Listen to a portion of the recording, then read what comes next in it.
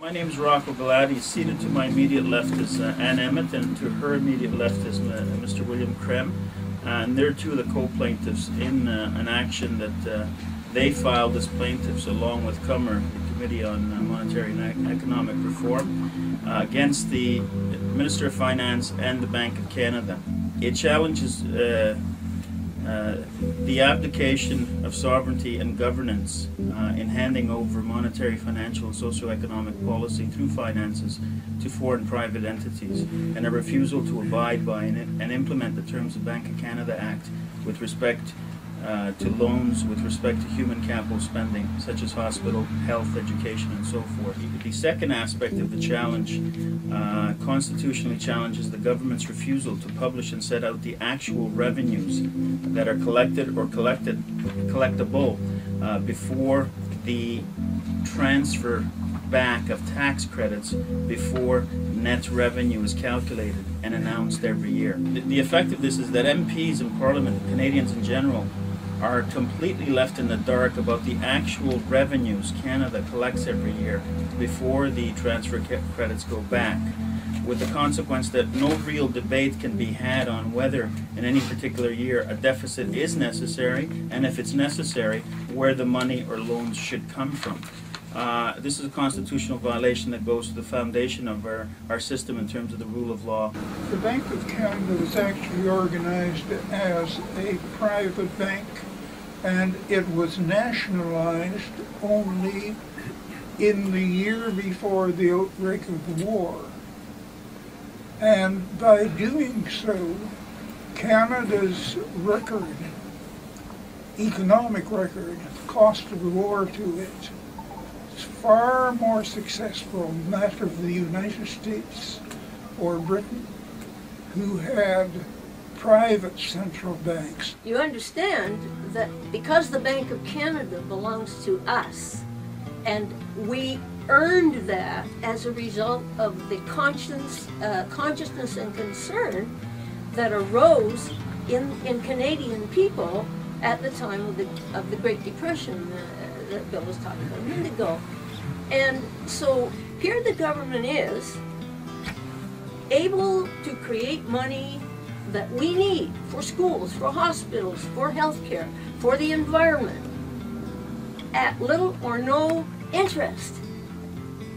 And it's borrowing it instead from private banks who create that money out of thin air. It's nothing but debt. It's nothing but numbers in a computer. After we allow them to make money out of thin air, we allow them to collect interest at our expense on the money they lend. Then, when they do get into difficulties, which they do because we've granted them deregulation that they required, then we are told that we have a deficit, and that is we must pay off the debt. We must pay off the deficit at the expense of education, healthcare, and all the rest of it. How clever is this? It's time to challenge that system.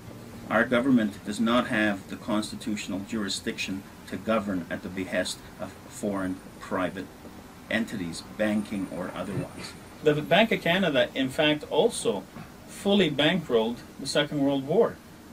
And the St. Lawrence Seaway. And the St. Lawrence, and so on. And so for the government to pretend that this is new, this is a crazy new idea, is just a fallacy. That's why the bank was set up in the first place, so we would have, as Canadians, control over our own monetary policy as it affects our socioeconomic policies. Between 1981 and 1995, the federal government collected from income tax something like $619.2 billion. It paid in interest to private moneylenders $428.2 billion. You can't allow foreign private entities in secret meetings to govern your country, and that's what's happening with respect to the the way banking exerts its influence, because they're ignoring the Bank of Canada, and moreover, they're ignoring their constitutional duty to properly account in the budgetary process. During the time of the G20 infamous meeting down in Toronto, there was a seminar downtown at which Paul Martin, you will remember, as finance minister and prime minister of this country, Paul Martin was the keynote speaker, and this was his message. Nation states can no longer handle their own economies. There must be international laws, and those laws must be mandatory and enforceable. What we must have is global economic governance. Now, I think that we are at a defining moment in history, and I think that democracy is in deep, deep trouble. But I really think that we are at a great watershed, and we will either make the right choices and challenge this dysfunctional, obsolete, wasteful, destructive economic system that depends on exploitation, on growth, on destruction, or we, I think, are at the edge of a very dark period. That is my motivation for doing whatever I can to bring to the attention of the Canadian people this option and the threat that they face.